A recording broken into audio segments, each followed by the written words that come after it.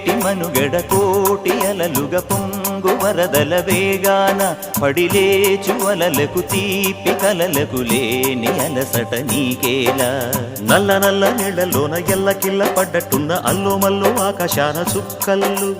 అమ్మాయంటి జాబిల్లమ్మ అబ్బాయంటి సూర్యుడమ్మ ఇంటి దీపాలవ్వాలంట దిక్కుళ్ళు ఎవరికి వారే యమునకు నీరే రేవు నీరు నావదంట నావతోడు రేవుదంట పంచుకుంటే